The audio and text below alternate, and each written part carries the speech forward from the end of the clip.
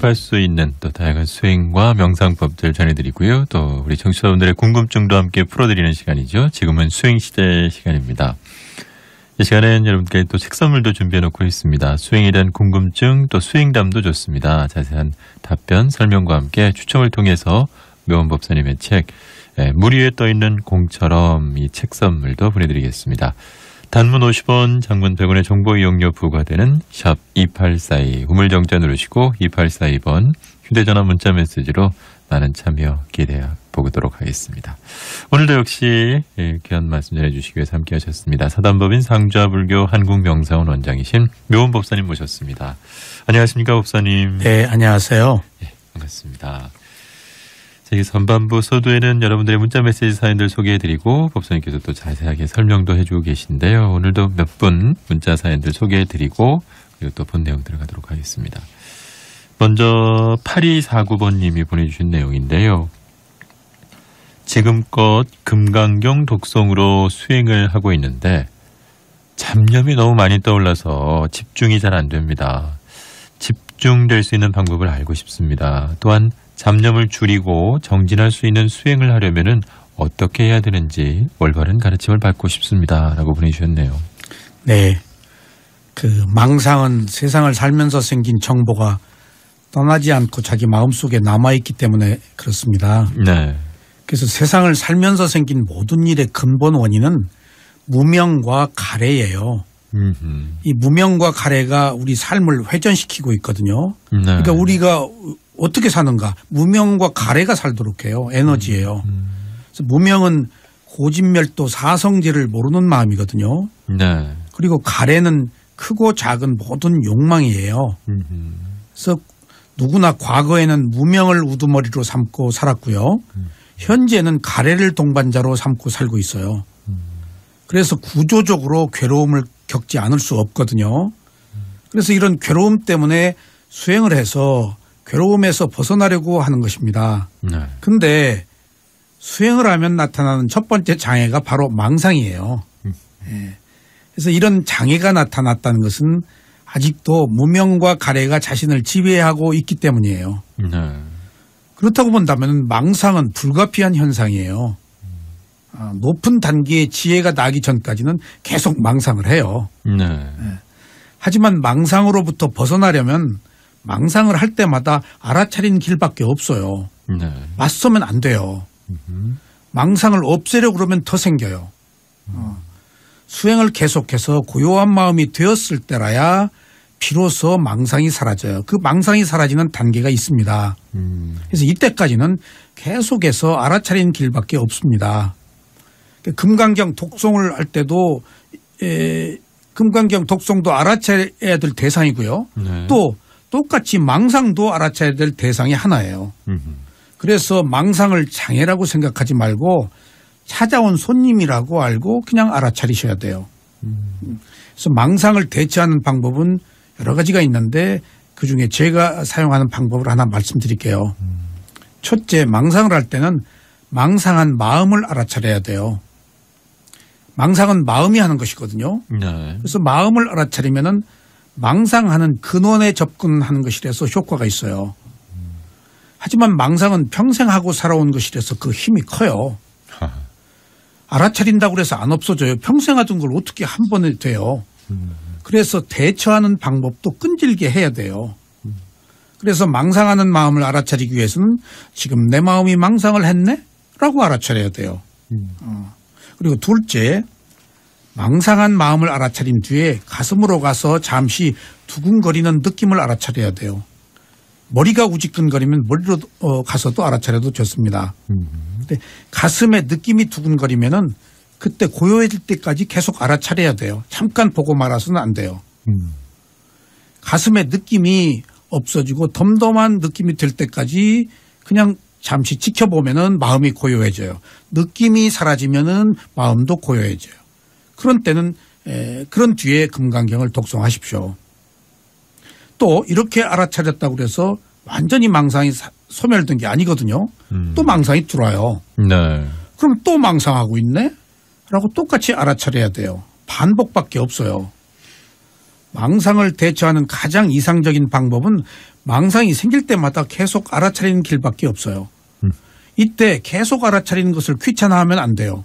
귀찮아하면 화내는 거예요. 그리고 망상이 생기지 않기를 바라면 욕망이고요. 욕망과 성냄을 하는 것이 또 어리석음이고요. 그래서 이렇게 자꾸 알아차리면 알아차린 힘이 커져요. 그러면은 망상하는 힘이 커져서 자꾸 망상이 들어오거든요. 네. 그럼 계속 알아차리면 알아차리는 힘이 커지면은 나중에 망상이 약해져요. 힘을 키우는 거예요. 그러니까 한 번 알아차렸다고 해서 망상이 안 들어오기를 바라지 마세요. 네. 아직 힘이 없어요. 그러니까 계속 반복적으로 알아차리면 힘이 커집니다. 그래서 망상을 장애라고 생각하지 말고 알아차릴 대상으로 삼아야 돼요. 그래서 나중에 망상에 저항하지 않고 알아차리면 고요한 집중력이 생기거든요. 그래서 이런 때는 이제 고요해집니다. 그래서 우선은 망상은 수행의 동반자로 삼아야 돼요.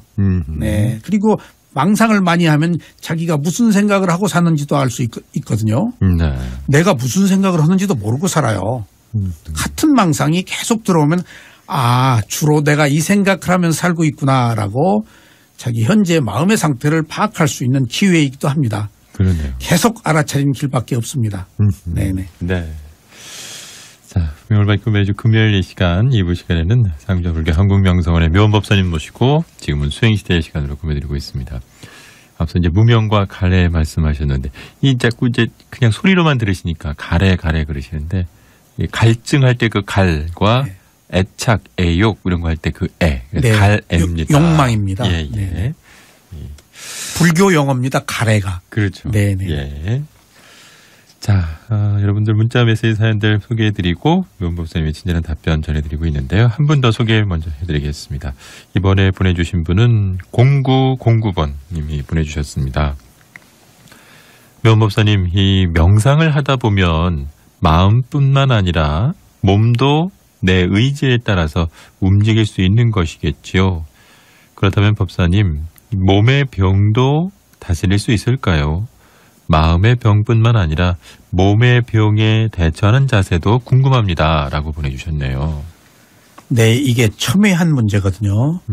수행과 병에 대한 문제는 조심스럽게 접근해야 되겠어요. 네. 수행을 하면 무조건 병이 치유된다고 하는 것은 잘못입니다. 만약 이 수행을 하면 병이 낫는다 라고 말한다면 이것은 수행의 본질에서 벗어난 매우 위험한 결론이에요. 수행의 1차적 목적은 마음의 고요함을 얻는 것이고요. 다음 단계가 지혜예요. 그런데 수행을 해서 병이 치유된다고 하면 복을 바라는 거거든요. 네. 기복은 수행이 아니에요. 네, 많은 사람들이 기복과 수행을 혼동하는데 이거 안타까운 일입니다. 이렇게 복을 비는 것은 수행이 아니고 기도예요. 네.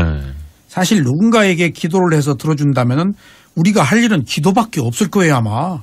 밥 먹는 거 빼고 기도만 해야죠. 네. 그럴 수 없잖아요. 네. 그러나 그런 소원을 들어줄 어떤 초월적 존재도 없습니다.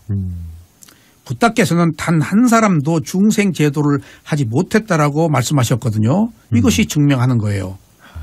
모든 일을 스스로 한 행위에 따라서 과보를 받습니다. 이게 현상계에 있는 유일한 진실입니다. 이게. 네. 수행과 병에 대한 문제를 정확하게 정리하지 않으면 수행에 대한 잘못된 견해가 생길 뿐만 아니라 혹세무민이 나는 가모니설에 빠질 위험이 있습니다. 요즘도 병 낫는다 그러면 구름처럼 모여올 겁니다. 실제 그게 사실이고요. 예. 많은 사교들이 자기 종교를 믿으면 병이 난다고 하는데 이 말에 현혹되어서는 안 돼요. 사실 구슬하면 병이 낫는다고 하는 것도 여기 똑같은 거예요. 예. 이때 병을 치유하는 능력의 유무는 차치하고 이것이 가져오는 병폐가 심각합니다. 이게 일종의 지혜가 아니고 능력이거든요. 근데 우리는 지혜를 얻으려고 하지 않고 남이 가지고 있는 능력에 깜빡해요. 그래서 돈을 바치고 자기 가산을 탕진하고 자기 영혼까지 팝니다. 이것을 믿게 되면 진리를 따르는 것이 아니고 한 개인의 능력에 의존해서 어리석음에 빠지는 거거든요. 그래서 부탁께서는 자신이나 제자들에게 아팠을 때 7가지 깨달음의 요인경을 낭송하도록 했습니다.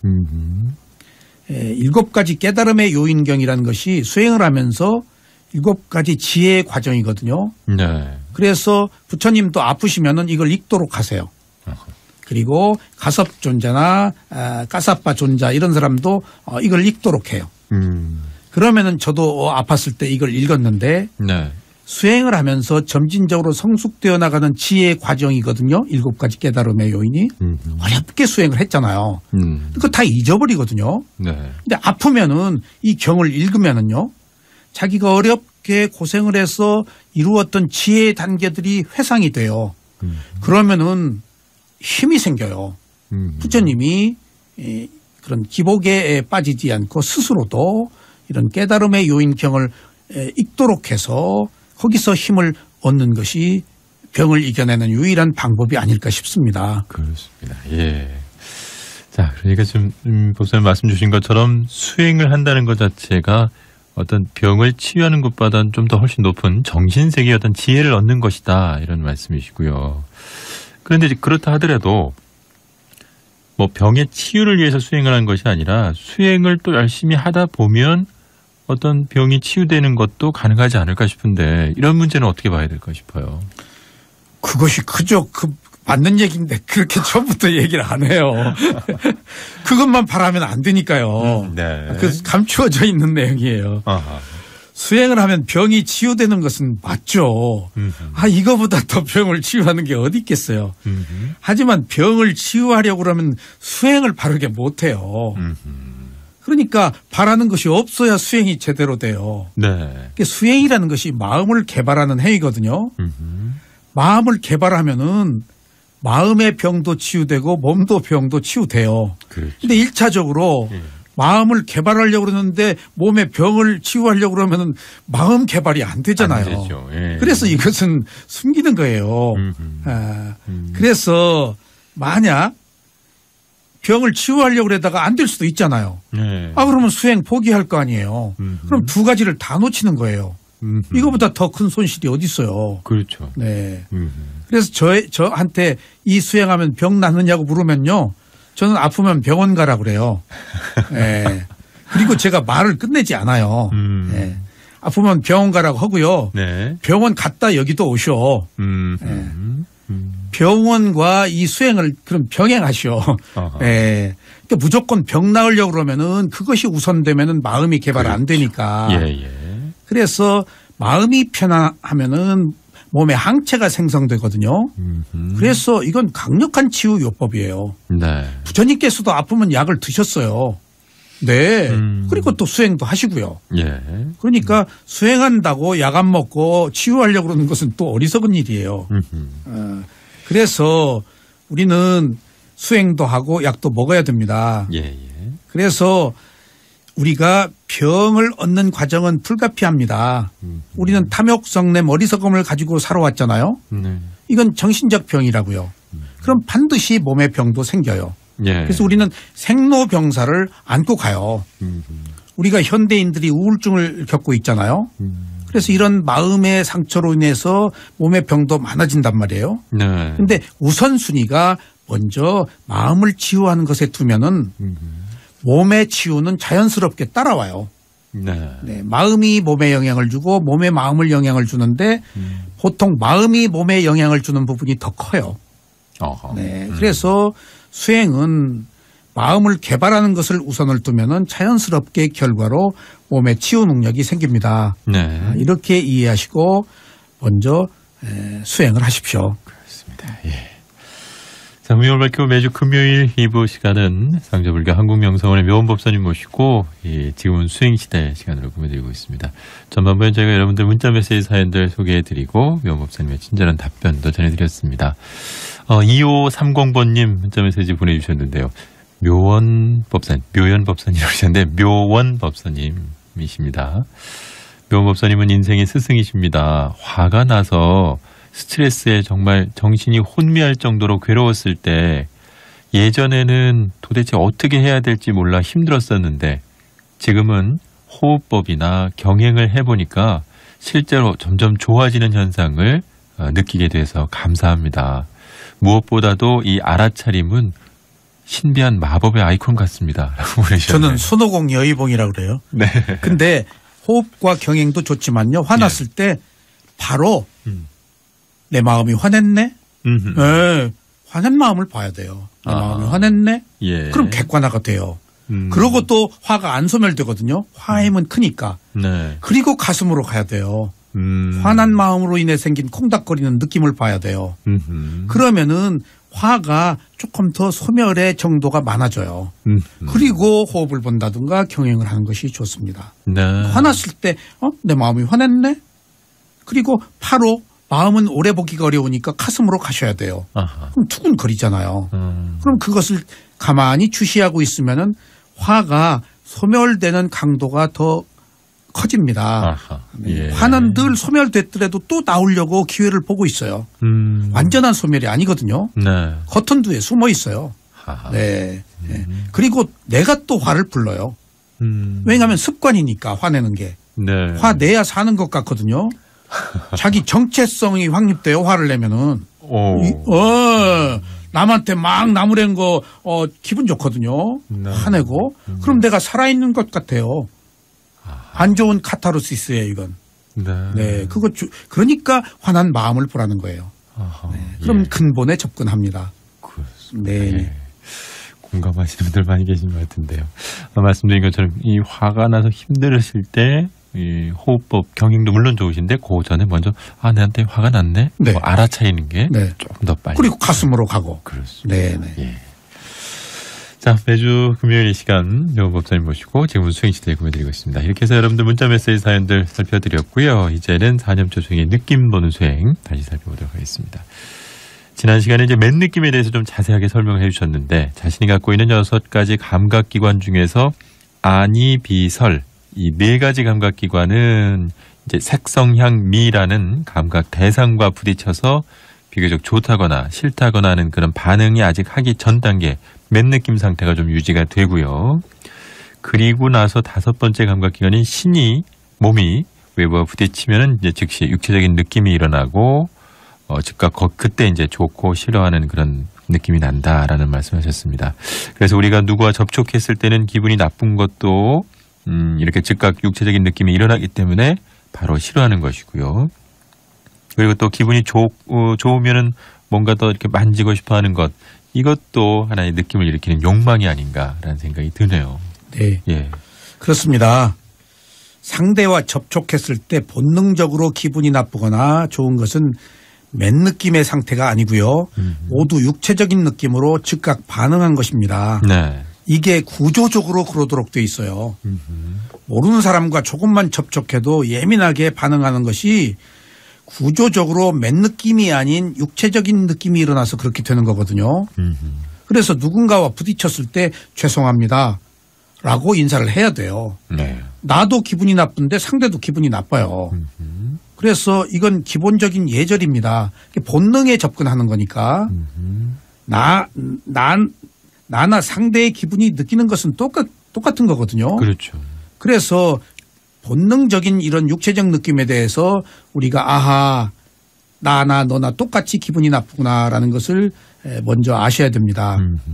이때 육체적 느낌으로 바로 간 것은 맨 느낌이라는 안전장치가 없는 상태예요. 네, 우리가 안전장치가 없으면 바로 좋아하거나 싫어하잖아요. 네. 이게 맨 느낌은 일종의 안전장치예요. 안전장치가 없는 건 위험하잖아요. 예, 우리가 흔히 무슨 일이나 빠르게 민감하게 반응한 사람들을 보면은 저 사람 안전장치가 없다 그러잖아요. 위험해요, 그런 사람들. 바로 부딪혔을 때는 안전장치가 없어요. 바로 그냥 좋아하거나 싫어해버려요. 네, 그래서 상대를 만지려고 할 때 육체적으로 즐거운 느낌이 일어나서 또 만지려고 그래요. 그래서 사랑하는 사람과 서로 신체 접촉을 통해서 사랑을 확인하거든요. 이것이 몸이 부딪히면은 육체적으로 즐거운 느낌이 일어나기 때문이에요. 요즘 승강기에서 어린애를 안고 타면 어른들이 예쁘다 하고 볼을 만지려고 그래요. 저는 그 육체적 접촉을 알기 때문에 탁 그 만지려고 할 때 그 아이의 엄마를 봐요. 그럼 엄마가 굉장히 경직돼 있어요. 누군지 모르는 사람이 자기 아이를 볼을 만지려고 한다는 것은 바로 아이가 자기 분신이잖아요. 네. 자기 몸을 만지는 거잖아요. 즉각 반응이 와요.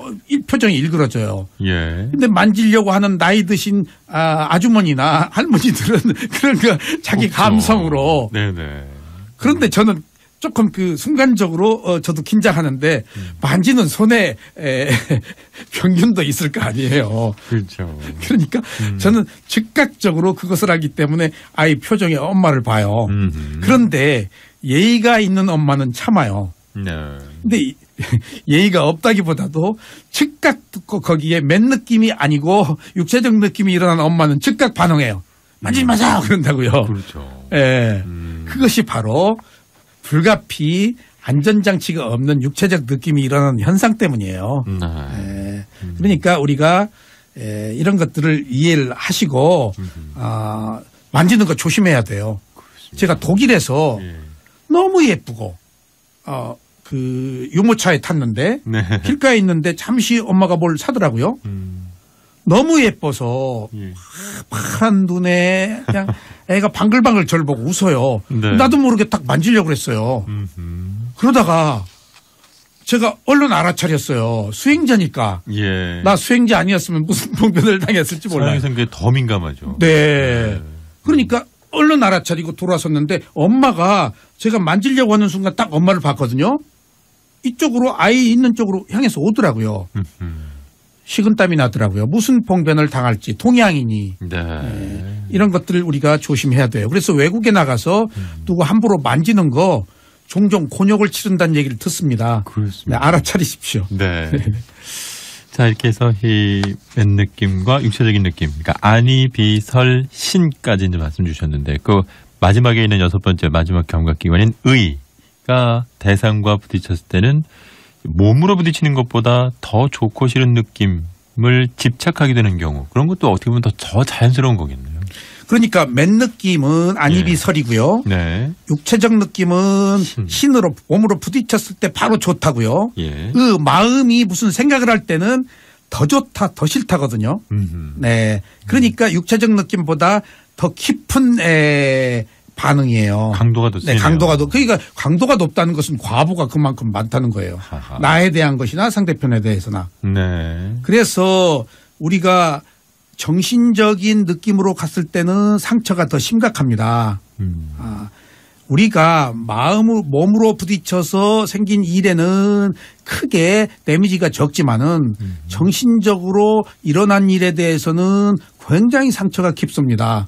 자살을 한다거나 자해를 한다거나 극단적으로 파괴를 한다거나 하는 것들이 이런 정신적인 느낌이 축적되어서 나타난 결과들이에요.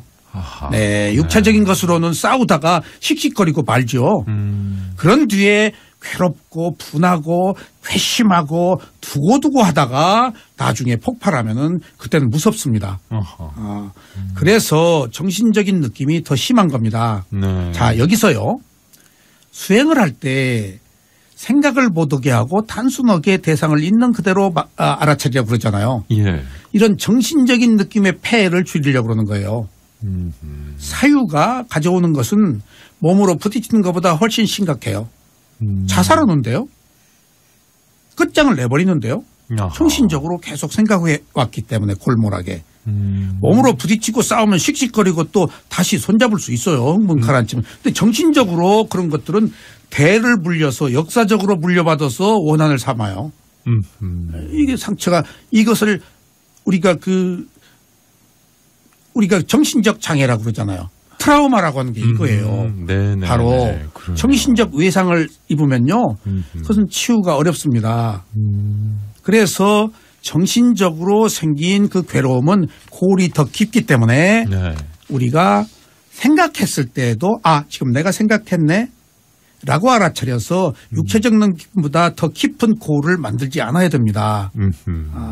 그래서 우리가 가지고 있는 일반적인 트라우마 정신적 외상이라는 것들이 정신적 느낌이 일어난 거거든요. 네. 그때 정신적 트라우마가 생긴 것은 간단해요. 내가 정신적 느낌이 일어났네? 라고 또 알아차리면 맨 느낌으로 돌아갑니다. 그러니까 어떤 상황에서나 알아차리면은 그 순간 육체적인 느낌에서도 맨 느낌으로 가고 정신적 느낌에서도 맨 느낌으로 가기 때문에 예. 우리들이 할 일은 언제나 그런 내라고 알아차리는 성자의 느낌을 가져야 되겠습니다. 그러면 맨 느낌이 성자의 느낌입니다. 네. 예. 네, 매주 금요일 시간 묘 목사님과 함께한 지금은 수행시대 오늘도 아쉽지만 마무리해야 되겠고요. 다음 주 금요일을 또 기약을 해야 될 것 같습니다. 묘 목사님 오늘도 귀한 가르침 감사합니다. 네, 감사합니다.